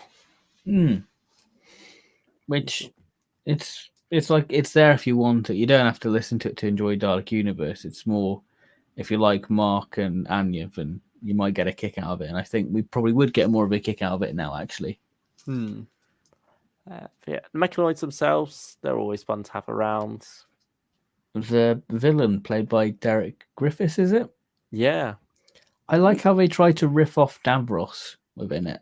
Like the Emperor Davros. Like the sound design felt very Davrosy, like the modulation they give him. Yeah, he does sort of have that bubbly voice, doesn't he? Gurgly sort of type modulation on it. Yeah, I'd probably go a Afternoon Precious or Hard Work for this one. I'll leave it down to you where it falls. I'd go Afternoon Precious because I don't think it's as low as the Furies. So yeah, now we're diving into the latest series, last month's. The Bloodwoods. Yeah. I mean, you've not quite got to the end of this one yet either. No, but I feel very underwhelmed by this set, to be honest. Yeah, we were very excited for it beforehand, maybe a bit too excited, and it stung us quite badly, didn't it? Like we were loving our Third Doctor, we were loving our River, both were coming together, all seemed right with the world. Great cover art. Yeah, brilliant cover art, some of the best we've had. And then we listen to it. Well, I listened to it, you listened to 3/4 of it. Did we finish Never Alone, or did you not even manage that yet? I mean, I stopped it. I was like, I can't continue with this. No. Yeah, just I don't feel like Helen Goldwyn's the writer for me, to be honest. No, she's not done much great stuff for me either, sadly. I feel like I prefer Primeval Design, personally. Oh, right. Actually, I'd agree. She's got her strengths. Character work she does very well. Very, very good. Like I loved all the character drama in the Primeval Design. It was more the sci-fi plot that I was let down with there. But yeah, skipping ahead a bit, go back to the Bloodwoods, the opener. I was still vibing with the set at the start of it. I really do love the opening of this. It feels very Spearhead from space. It's the most season 7 this box set feels. Definitely. And you get that a lot in this opener. It sort of riffs off Spearhead quite a bit. You could just imagine that lab. And yeah, and then I love the shift into the folklore setting. I like how it's Damon Stones of Blood, really. I get that feel from like the old professor they meet in the pub feels very like Professor Rumford from Stones of Blood. Yeah, that's true. I know it's not Pertwee, but it has that sort of feel to it. It fits that ilk. of story. Yeah, it's very much in that style. And then River and Liz as well don't quite get on at first. There's a lot of friction there, and I like how this story itself takes the time for them to trust each other and get along better. They are very much the stars of this whole box set, really, and those two I would not mind hearing more from. I would like them to go back to Liz after she's left the Doctor, after she's gone back to Cambridge, have River pop by and get her to go on a few more adventures with her. I think that would be quite fun because the two really do get on very well. Daisy Ashford is brilliant as Liz now. She's got the I would say her down. best outing this box set, really. Yeah, I'd agree.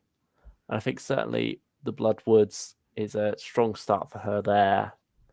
And the strongest this set gets for me, I'd go spoilers, to be honest. I did really enjoy this one. The final 10 minutes didn't quite do as much for me. I did give them a re-listen. It worked. I understood it a lot more, but at the same time, it still didn't quite do the same for me. I think, are you wanting to go a bit lower with this one? No, I agree. I mean, partly because there's like natural bias, because like you have the brig going, oh, it's in the Shire. I'm like, that's where I live. So I'm like, there's a third Doctor. Well, technically, a Pertwee story in the Shire. I'm like, oh, that's great. Because that place actually does exist, which is quite cool, actually. So Mortimer Forest, isn't it? Yeah, I'm half tempted to visit, going, big finish. But yeah, I like all this sort of dynamic with the Brigadier and like him ringing in, like, because he doesn't quite trust Liz, you know, and there's a whole that sort of, you've got to keep calling, checking in. But yeah, that whole stuff in the pub. I mean, there was a moment within the story where I thought, Liz was out of character, because like when she sees said creature of the story, I was like, would she scream? Because like Liz is sort of going against that sort of atypical companion, really. But then I remember the scene in the barn with the Silurian. You see Liz, you know, go So I was like, okay, it's still in character with Liz. I think the way I reason it is, it's more of an unreasoning force, isn't it? Like, I think Liz is very calm in the face of someone she can talk back to, someone she can give the sharp end of her tongue, so to speak. Like, you have the mercenaries in Ambassadors of Death. She very much does fight back against them. This is more of like a wild animal, similar with the Silurian, how she saw it at that time. These are forces she can't reason with. She can't use her intelligence directly against, at least in terms of speaking. So there is that natural fear there a bit more as it comes at you.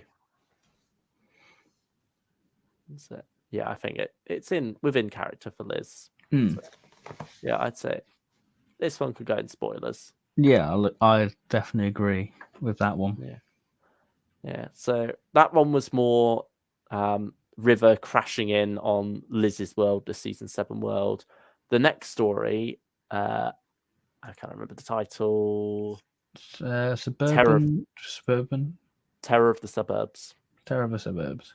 Another James Kettle one. This one is very much more Liz crashing into River's world. You get a story which is much more River song style. Still 70s enough. You've got this, well, as you can imagine from the title, suburban setting where everything seems idyllic, but there's some terrors hiding around the place.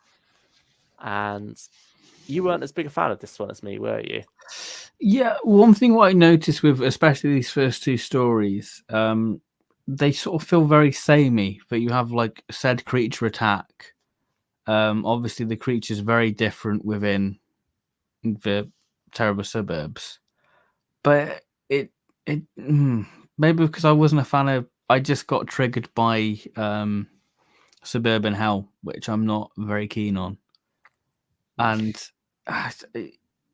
it just, I just didn't really like it, to be honest. Like, there's some good twists within it, like where they actually are, and we've got all these posh parasites, which sort of fit Mind of Evil. Like I imagine, like the parasite from Mind of Evil in like the, that's a spoiler if I say where it is. But yeah, I just found myself like wanting it to be over. Like there's some good bits of comedy within there, like the whole sort of supermarket bit with like this tins of soup and stuff, which made me think of Evil Dan. Yeah, I did like those two Olympian characters. Olympic. Yeah. Yeah, Olympian slightly different, but yeah. Yeah. It was all right. I'd want to go spoilers because I did have a very good time with this one. Yeah, I say it's on a par with Bloodwoods, really. I think it's after this that the box set falls off a cliff for me. See, for me, I'd go, dear God, your hard work. Should we settle with an Afternoon Precious then? Yeah, we can do. Which fits, actually, because that's the story it was. Yeah. So I think we can happily settle on that one. I feel like we can agree on this one. Yeah, I'd say I'm sorry, my love, for this one. Yeah, it feels very far removed from what it's going, because I feel like this box that had potential for Big Finish to go all out. Like we had the Untitled Incursion, which really goes, this is season 7 Doctor Who, and this box set doesn't really lean into that. And I was saying to you today that season 7's right for the longer storytelling, much like the earlier River box sets, because you had 7-parters. So it would have made sense to have this big overarching thing within the box set, really. Yeah. But it doesn't work, sadly. Yeah, like if this was a box set, like a 3-episode one, like a lot of them seem to be going that way now. I'd say this is the story I'd cut to bring it down to a 3-episode one. It just doesn't add much to it. It feels like we're just having another adventure with River and Liz. They're great still in it. A lot of the characters are pretty good, like Helen Goldwyn gets that, but just story as a whole, similar to how you felt with Terror of the Suburbs, I was just wishing it would be over already. It just goes on a bit too long. Feels very weird in places. Doesn't quite suit what this box set was going for. And also I feel like this box set as a whole needed a bit more of a through line, because Bloodwood, you get like that setup, Rivers on Earth. We're not quite sure why yet. And then these 2 middle stories, we do nothing with that. And then it's all down to Rivers of Light to deal with all that stuff. I feel like it didn't need to be quite as connected as the earlier box sets, but it would have been nice to have more of a through line there of what River's up to. And I think that would have helped the final story, Rivers of Light, be a lot better as well, because this one, it's all down to this one, how it all works. And for me, it just, again, it didn't land. I'd probably say it's a dear God, your hard work. I mean, you got Tim back in there, and then it's very much all rush. Let's get this story over with. It feels almost Chibnall in the sense that it's more about explaining things than it is about being good in its own right, sadly. Blimey. Like you sort of get to a point where you think, that's it, that's what the story was, rather than what feels like just part of the adventure, I suppose. Like, you know how Green Death, you have the whole stuff in the mine? Imagine if the story ended there after that. Like, you get all the global. That's pretty much how this story feels to me. Like, after you get out the mine in this, you think, oh, where's this story going to go now? And then suddenly it's wrapping itself up in 2 minutes. Gee, is it really that bad then? In terms of like closure? Yeah, I think it really does struggle in terms of closure. I mean, it gets everything it needs to do to close it. It all makes sense. It doesn't feel like there's any plot holes as such. It just feels like a waste of potential. It feels like stuff should have been seeded through the earlier stories. It should have all worked a bit better, really. I feel like the meeting of Tim and River should have been the cliffhanger to Never Alone, leading into that, rather than just sat to the start of this one. It all feels a bit of a mess, really. And it's just, like we said earlier, wasted potential is how best to describe this set.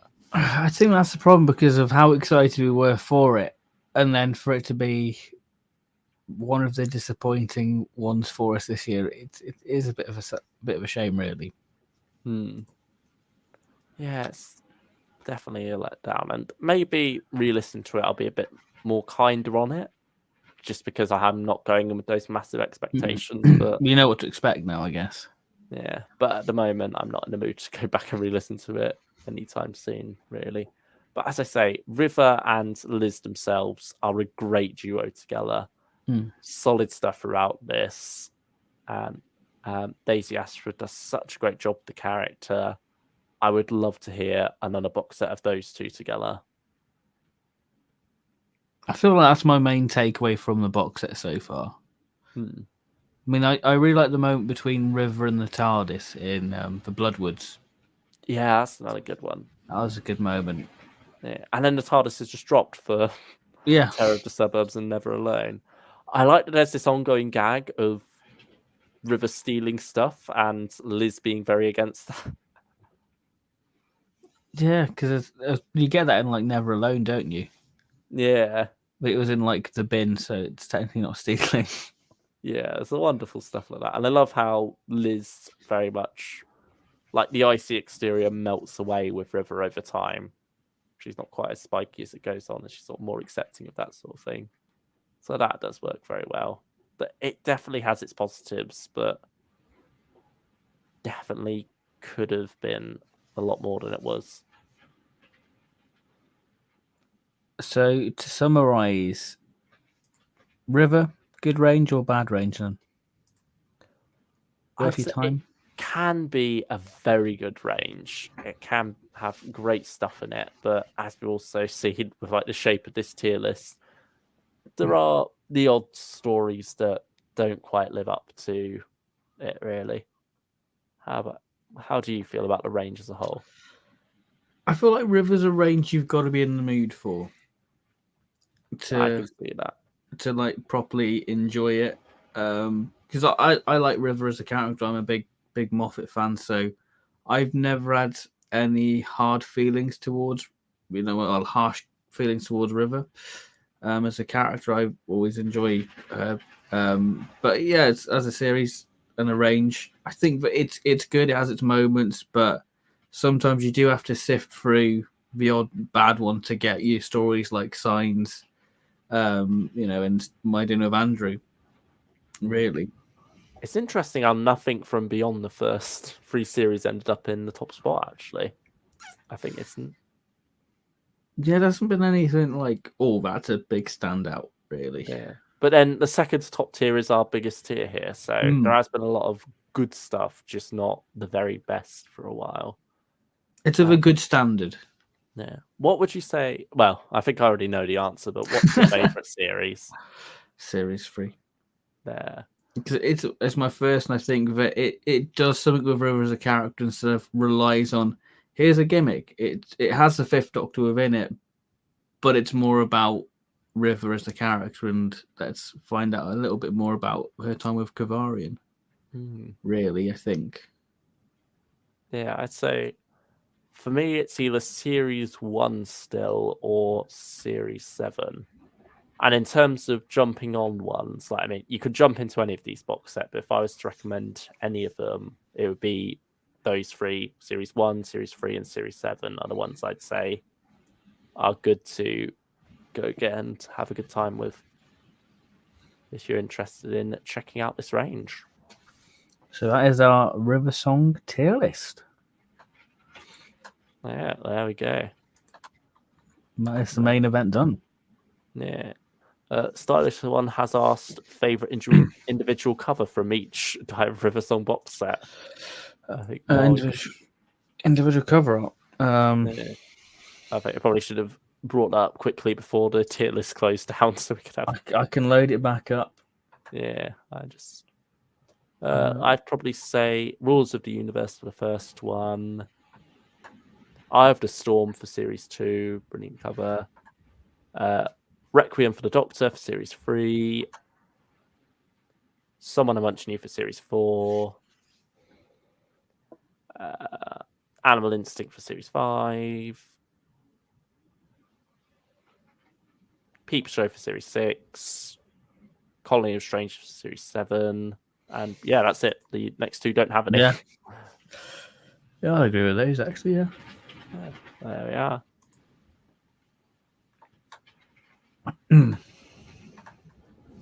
So Stylish One also asked hopes for future Dive River Song box sets. They've hinted that they're still yet to do the rough only planned Series 8. It must be something big that requires particular actors.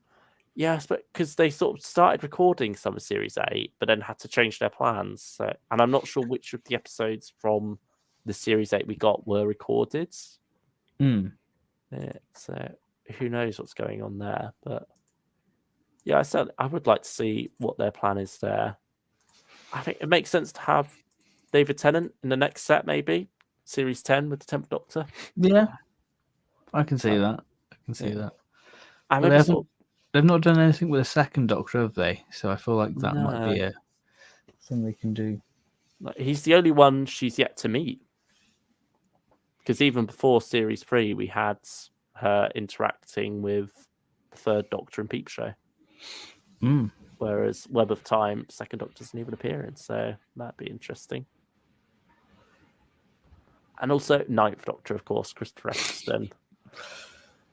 Can't wait for Big Finish to do River Song and the Timeless Children. Timeless Children Doctors. Yeah, she's going to meet Joe Martin in one series. We're going to have Philip Hinchcliffe in one of them. And Graham Harper. And a recast of Robert Holmes. Yeah, I guess he's... Something daft like that. Yeah. Go really meta and get John Dorney, since I remember back in the day people used to call him the Robert Holmes of Big Finish. I mean, John Dorney's been in a few Big Finishes, so it's not out of the question. Yeah, he's an actor as well as a writer, so... And so he does a lot of stage work as well. It's not just like Big Finish has said, "Oh, you're here, record some lines." He is very much an actor as well as a writer, and does a good job of it as well. He's a good performer. Stylish One also asks most disappointing and most surprising Dive River song sets. I said most disappointing Series 9. Yeah, I can agree with that. Most surprising big Series 3? For me, yeah. For me, because obviously I hadn't jumped into the River Song stuff and I was pleasantly surprised how much I enjoyed it. For me. Yeah, I'd say that was Series 7 for me, I guess. I do like Series 7's cover, actually. That's always one what draws you in on the shelf. No. I think what I also like about that one is it's the first time we fully get River not being supported by Doctor Who stuff. Like there's 3 episodes there which are completely separate from the Doctor, and it is just River getting to do her own thing. Or at least in terms of Doctor Who lore, it's not relying on anything. You get Weeping Angels there in the final episode, but they're closely tied enough to River anyway, and it's a prequel to a TV story that she's in anyway, that it works well enough. Yeah. What was your reaction to Dive River Song Series 9 being announced? We were ecstatic, weren't we? Yeah, we really were. Like, we were just so excited because Season 7, very good series of Doctor Who. Yeah. I'm pretty sure we've got our reaction somewhere on. Probably have, actually. One of these streams. Considering how much we've streamed this year, I'm sure it's on one of the streams. No idea which one it will be, but I'm sure it's out there for us to go back and look on. I feel like it was maybe announced August, July, probably July. I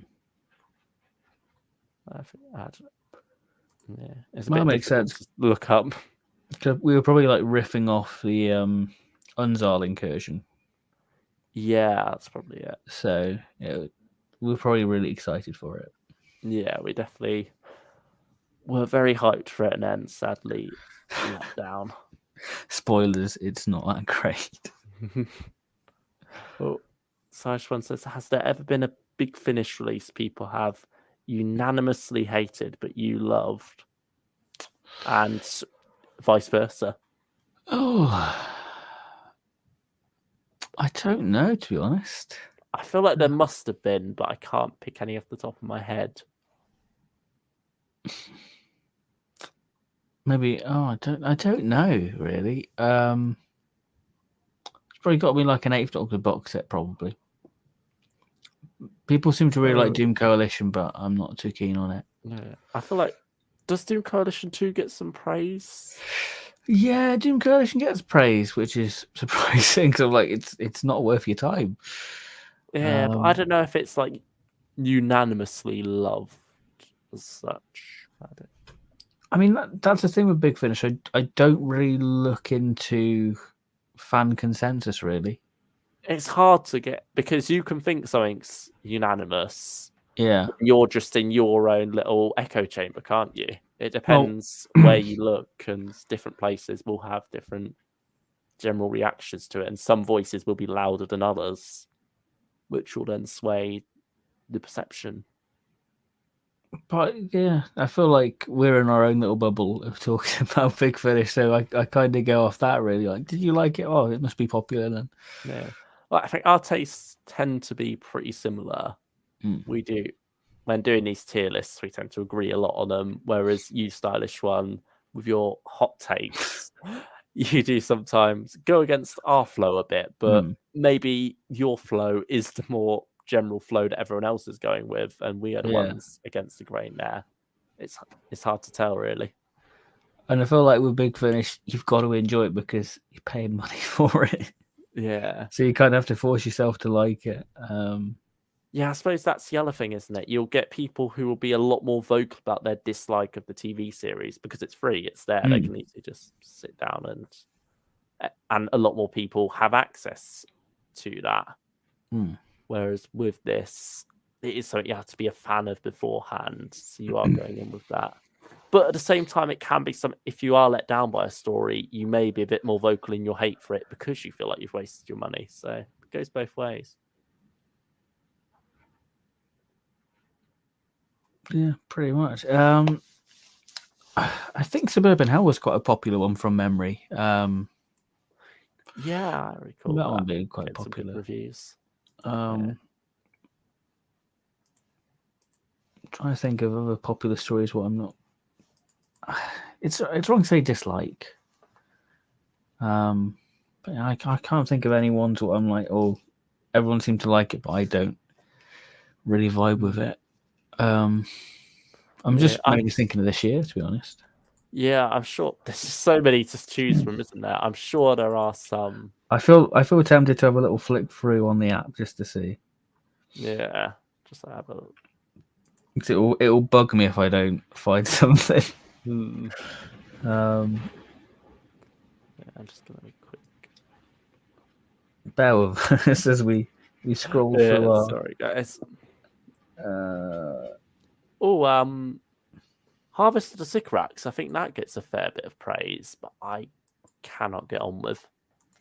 Oh, the Carrionite story, actually. I don't really like the Carrionite story in that box set. Oh, really? Yeah. I quite like that one. So I'd rather it be a Jay Glenlightfoot story, to be honest, than Colin.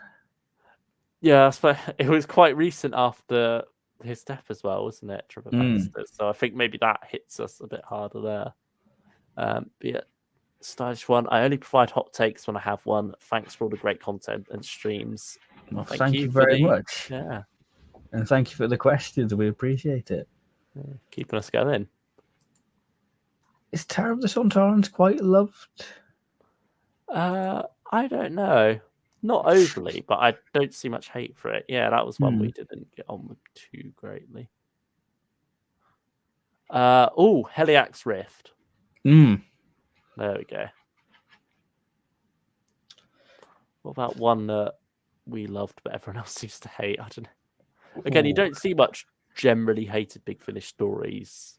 No, because it's all very good stuff. We love Big Finish. Yeah, maybe the only one that comes to mind when I think of a Big Finish story everyone seems to hate is Necromantia.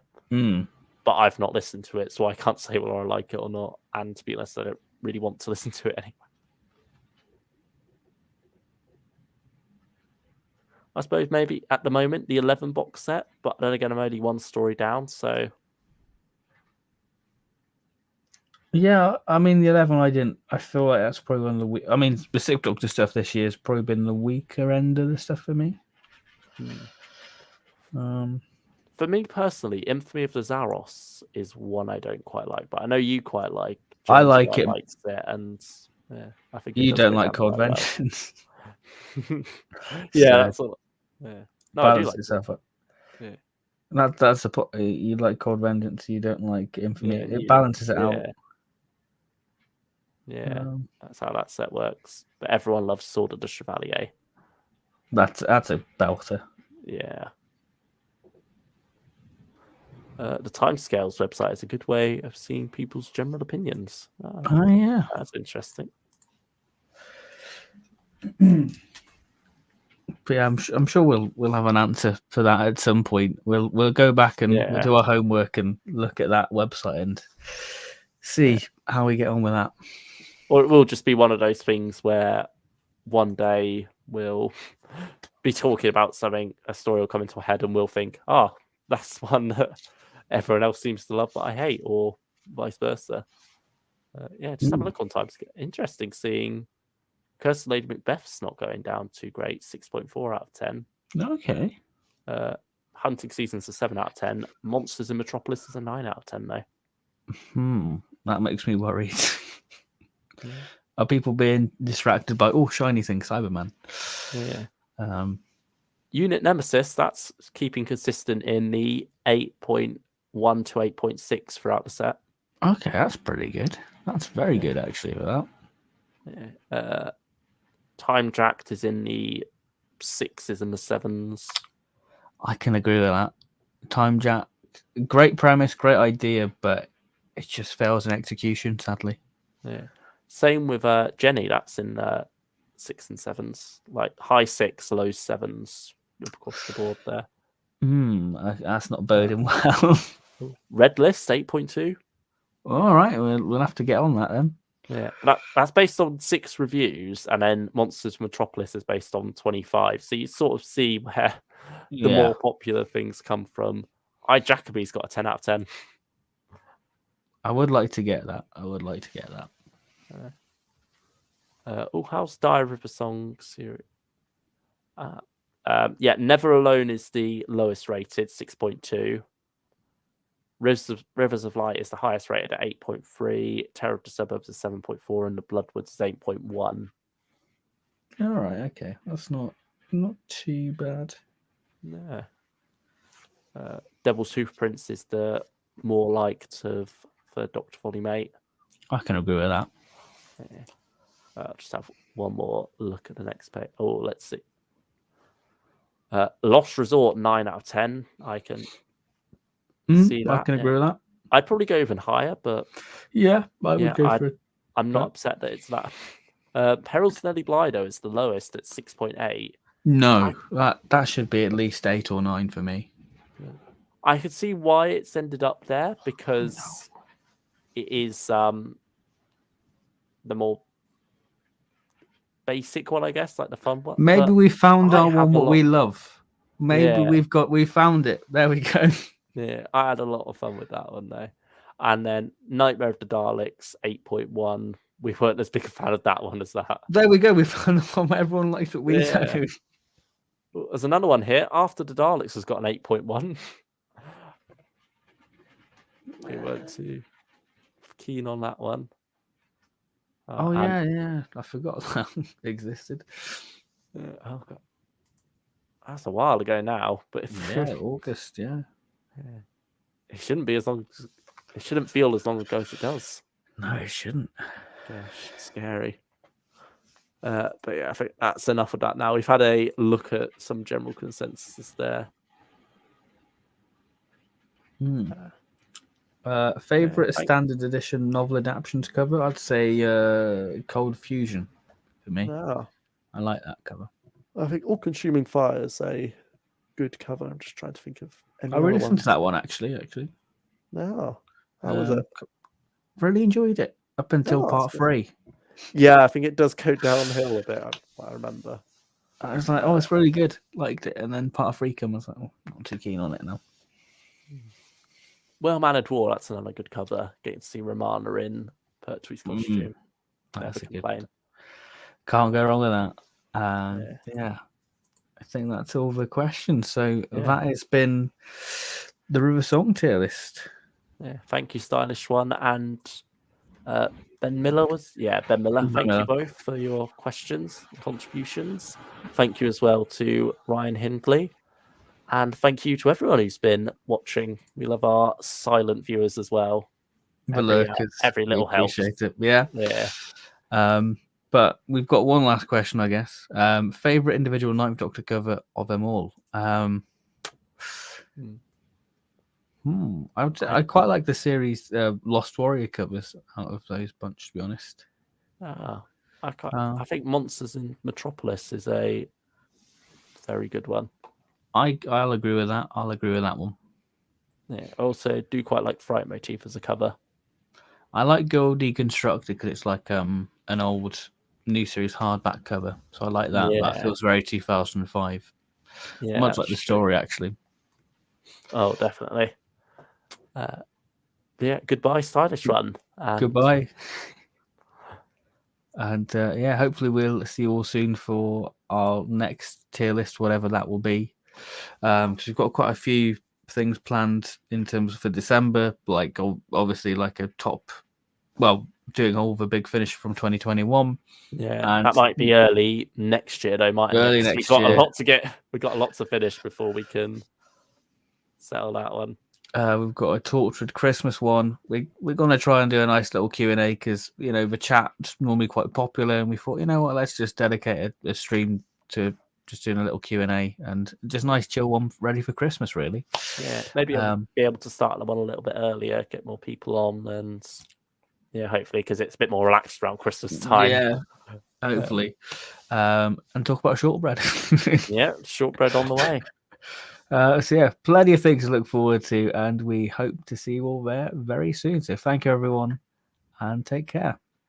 Bye-bye. Bye, everyone.